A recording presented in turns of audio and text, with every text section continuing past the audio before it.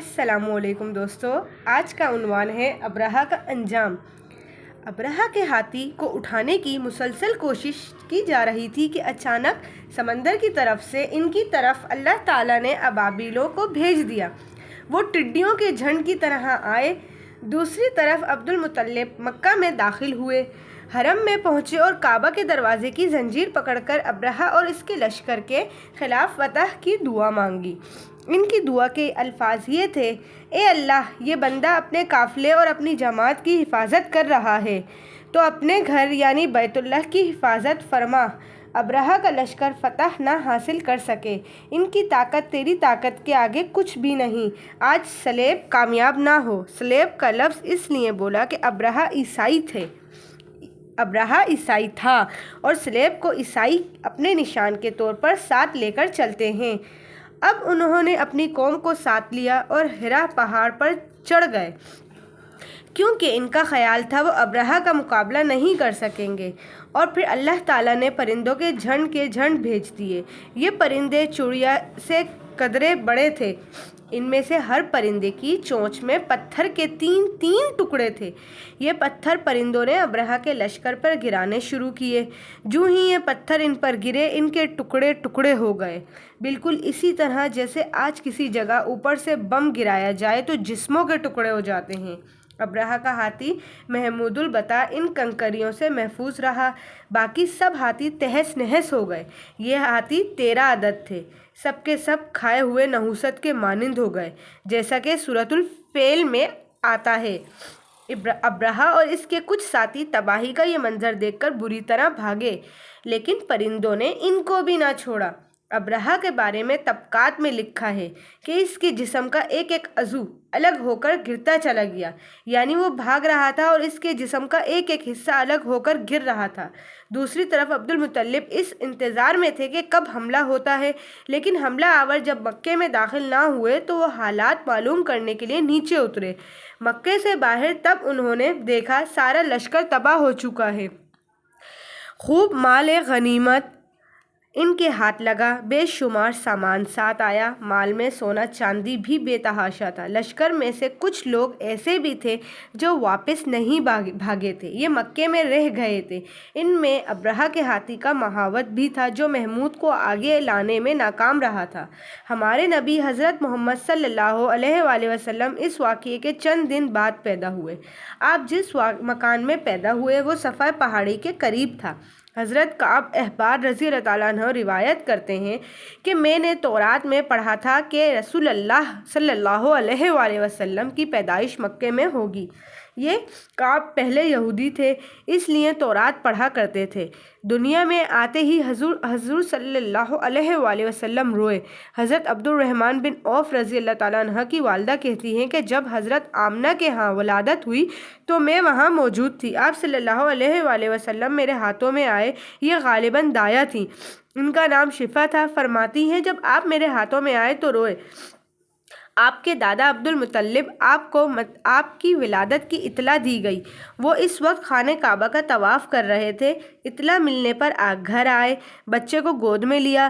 اس وقت آپ کی والدہ نے ان سے کہا یہ بچہ عجیب ہے، سجدے کی حالت میں پیدا ہوا ہے، یعنی پیدا ہوتے ہی اس نے پہلے سجدہ کیا، پھر سجدے سے سر اٹھا کر انگلی آسمان کی طرف اٹھائی۔ عبد المطلب نے آپ کو دیکھا، اس کے بعد آپ کو کعبے میں لے آئے، آپ کو گود میں لیے رہے اور طواف کرتے رہے، پھر واپس لا کر حضرت آمنہ کو دیا۔ آپ کو عرب کے دستور کے مطابق ایک برتن سے ڈھانپا گیا، لیکن وہ برتن ٹوٹ کر آپ کے اوپر سے ہٹ گیا۔ اس وقت آپ اپنا انگوٹھا چوستے نظر آئے۔ اس موقع پر شیطان بری طرح چیخا۔ تفسیر ابن مخلد میں ہے کہ شیطان صرف 4 مرتبہ چیخا۔ پہلی بار اس وقت جب اللہ تعالیٰ نے اسے معلوم ٹھہرایا، دوسری بار اس وقت جب اسے زمین پر اتارا گیا، تیسری بار اس وقت چیخا جب آن حضرت صلی اللہ علیہ وسلم کی پیدائش ہوئی، اور چوتھی مرتبہ اس وقت جب نبی کریم صلی اللہ علیہ وآلہ وسلم پر سورہ فاتحہ نازل ہوئی۔ اس موقع پر حضرت حسان بن ثابت رضی اللہ تعالیٰ عنہ کہتے ہیں میں 8 سال کا تھا جب کچھ دیکھتا اور سنتا تھا، اس کو سمجھتا تھا۔ ایک صبح میں نے یثرب یعنی مدینہ منورہ میں ایک یہودی کو دیکھا۔ وہ ایک اونچے ٹیلے پر چڑھ کر چلا رہا تھا۔ لوگ اس یہودی کے گرد جمع ہو گئے اور بولے، کیا بات ہے، کیوں چیخ رہے ہو؟ یہودی نے جواب دیا، احمد کا ستارہ طلوع ہو گیا ہے اور وہ آج رات پیدا ہو گئے ہیں۔ حضرت حسان بن ثابت رضی اللہ تعالیٰ عنہ بعد میں 60 سال کی عمر میں مسلمان ہوئے تھے۔ 120 سال کی عمر میں انہوں نے وفات پائی، گویا ایمان کی حالت میں 60 سال زندہ رہے۔ بہت اچھے شاعر تھے، نبی کریم صلی اللہ علیہ وآلہ وسلم کی اپنے اشعار میں تعریف کیا کرتے تھے اور دشمنوں کی برائی اشعار میں بیان کیا کرتے تھے۔ غزوات کے موقع پر اشعار کے ذریعے مسلمانوں کو جوش دلاتے تھے۔ اسی بنیاد پر انہیں شاعر رسول کا خطاب ملا تھا۔ حضرت کعب احبار رضی اللہ تعالیٰ عنہ فرماتے ہیں کہ میں نے تورات میں پڑھا کہ اللہ تعالیٰ نے حضرت موسیٰ علیہ السلام کو آن حضرت صلی اللہ علیہ وآلہ وسلم کی ولادت کے وقت کی خبر دے دی تھی، اور حضرت موسیٰ علیہ السلام نے اپنی قوم بنی اسرائیل کو اس کی اطلاع دے دی تھی۔ اس سلسلے میں انہوں نے فرمایا تھا، تمہارے نزدیک جو مشہور چمکدار ستارہ ہے، جب وہ حرکت میں آئے گا تو وہی وقت رسول اللہ صلی اللہ علیہ وآلہ وسلم کی پیدائش کا ہوگا۔ یہ خبر بنی اسرائیل کی علماء ایک دوسرے کو دیتے چلے آئے تھے، اور اس طرح بنی اسرائیل کو بھی آن حضرت کی ولادت کا وقت یعنی اس کی علامت معلوم تھی۔ حضرت عائشہ رضی اللہ تعالیٰ عنہ سے روایت ہے کہ ایک یہودی عالم مکہ میں رہتا تھا۔ جب وہ رات آئی جس میں آن حضرت صلی اللہ علیہ وسلم پیدا ہوئے تو وہ قریش کی ایک مجلس میں بیٹھا تھا۔ اس نے کہا، کیا تمہارے ہاں آج کوئی بچہ پیدا ہوا ہے؟ لوگوں نے کہا، ہمیں تو معلوم نہیں۔ اس پر اس یہودی نے کہا، میں جو کہتا ہوں اسے اچھی طرح سن لو۔ آج اس امت کا آخری نبی پیدا ہو گیا اور قریش کے لوگوں وہ تم میں سے ہے، یعنی وہ قریشی ہے۔ اس کے کندھے کے پاس ایک علامت ہے، اس میں بہت زیادہ بال ہیں، یعنی گھنے بال ہیں، اور یہ نبوت کا نشان ہے، نبوت کی دلیل ہے۔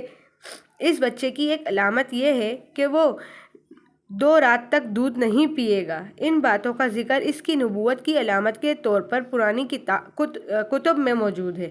علامہ ابن حجر نے لکھا ہے کہ یہ بات درست ہے، آپ نے 2 دن تک دودھ نہیں پیا تھا۔ یہودی عالم نے جب یہ باتیں بتائیں تو لوگ وہاں سے اٹھ گئے۔ انہیں یہودی کی باتیں سن کر بہت حیرت ہوئی تھی۔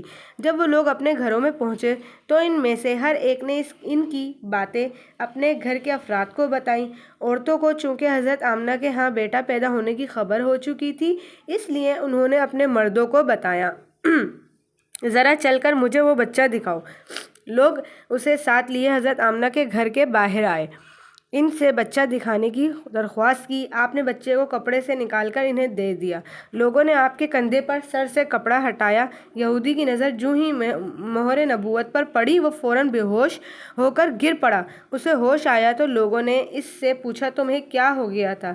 جواب میں اس نے کہا، میں اس غم سے بے ہوش ہوا تھا کہ میری قوم میں سے نبوتیں ختم ہو گئیں، اور اے قریشیوں، اللہ کی قسم، یہ بچہ تم پر زبردست غلبہ حاصل کرے گا اور اس کی شہرت مشرق سے مغرب تک پھیل جائے گی۔ اگر آپ کو آگے اور عنوان سننے اور جاننے ہیں تو آپ میرے چینل کو لائک، سبسکرائب اور شیئر کرنا نہیں بھولیے۔